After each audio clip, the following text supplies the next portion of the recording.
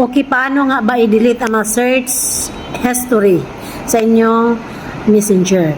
Kasi minsan ito po ang dahilan kung bakit nag-lag ang inyong mga Messenger. Yung mga Messenger ninyo na hindi agad-agad ma-open kasi punong-puno na siya sa mga searches ninyo. So, kung paano ito gagawin para maiwasan ito, ay kailangan nating i-delete ang mga search history ng ating Messenger. So, kung paano gawin guys, sundan nyo lang ang aking video. So, ang una nyo gagawin is i-open nyo inyong Messenger. Ayan. And then, sa baba may tatlong guhit.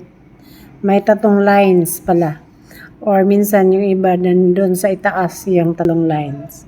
And then, pindutin ang settings. Scroll pababa. Hanapin ang account center. Yan. And then, scroll pababa. Hanapin ang your information and permission.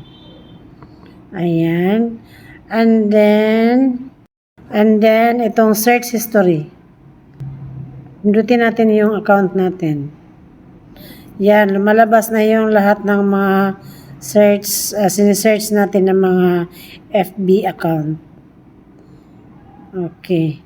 So, kung paano ito i-delete para hindi na maglalag ang inyong mga Messenger. Minsan kasi, di ba, pag naglalag ang Messenger natin, matagal magbukas, ganun. Minsan, lagi na lang sending yung mga message natin. So, ito po yung solution. So, kung paano yan i-delete, ito pindutin itong arrow. And then, sa baba, merong clear all searches. Ayan. Then, ilagay nyo lang dito sa all time. And then, pindutin ang clear all searches. Ayan. So, nag-clearing na po siya. So, cleared na. Tingnan natin. Kung wala na ba talaga. Pindutin natin ulit yung pangalan ng ating Facebook.